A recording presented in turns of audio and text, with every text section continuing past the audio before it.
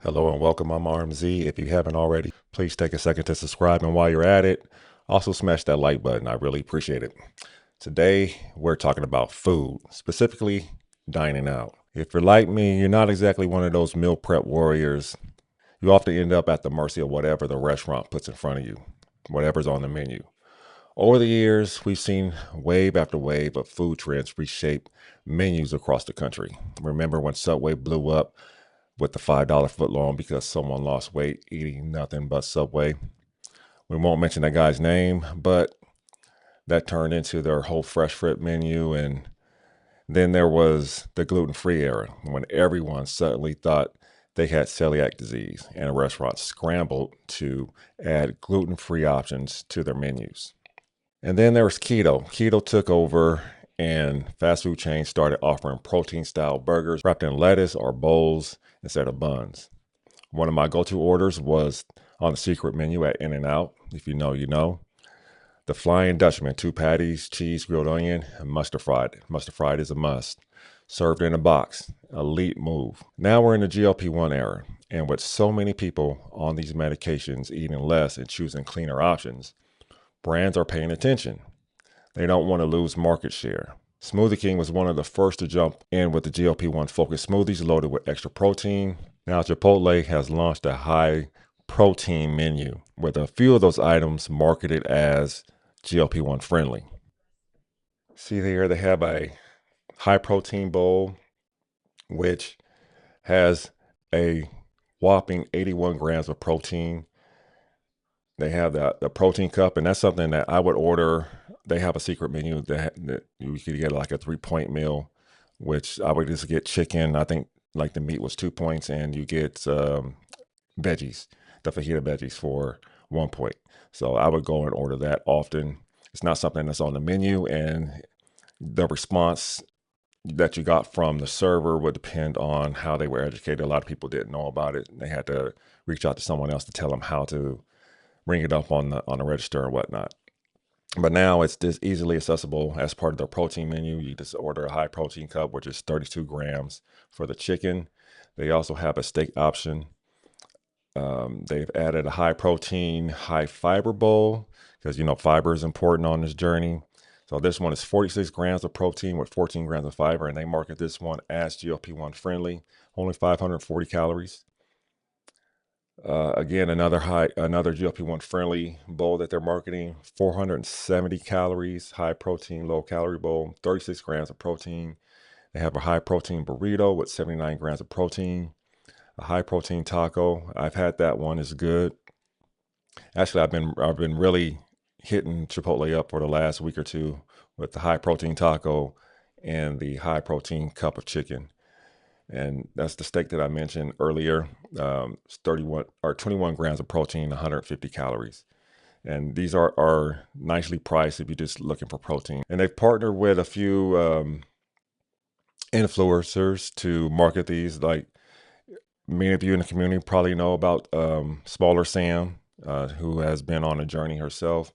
She has a high protein taco, 400 or 40 grams of protein with 580 calories. So I'm gonna have to try that one out. That one sounds good. I know she always does a lot of food hacks that she puts on her Instagram page. So I think I'm gonna have to try that one out here soon. Subway is back in the mix with their protein pockets. This consists of options that range from 21 grams to 24 grams of protein and from 320 calories to 490 calories. I haven't tried any of these. I do have a Subway around the corner from me, so I may try that soon. And now Olive Garden has jumped in to the fray. Olive Garden now has a lighter portions menu, and these options consist of about 40% fewer calories than the original option. The chicken parm, for example, gets the same amount of chicken but less pasta and sauce. The spaghetti and meatballs has one fewer meatball than the original, and they also cut back on pasta and meat sauce to manage the calories. They have some pretty good options here. You can see they range from about 440 calories up to, if you get the fettuccine alfredo, up to 920 calories. I would be interested to know what the original size fettuccine alfredo is if the smaller one is about 40% fewer calories.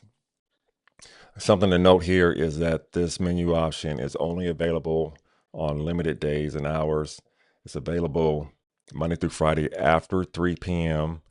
and all day Saturday and Sunday. So that's something to keep in mind if you're going to Olive Garden to try one of these options. And Shake Shack has rolled out their Good Fit menu featuring high protein with options up to 52 grams. They have gluten-free options, vegetarian, and GLP-1 friendly choices. So if you go through there, they have stuff that comes without buns.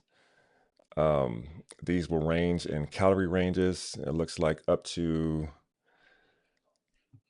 from 330 calories up to 740 calories.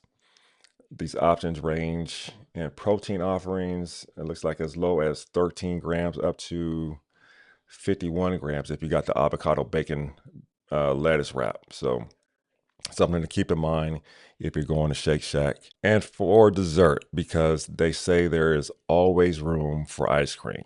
Blue Bell, which is one of my favorite ice cream makers, I don't think they're everywhere, so it may be hard to find these. But Blue Bell is launching a high protein ice cream line. Now, if you know Blue Bell, they make some of the best ice cream around.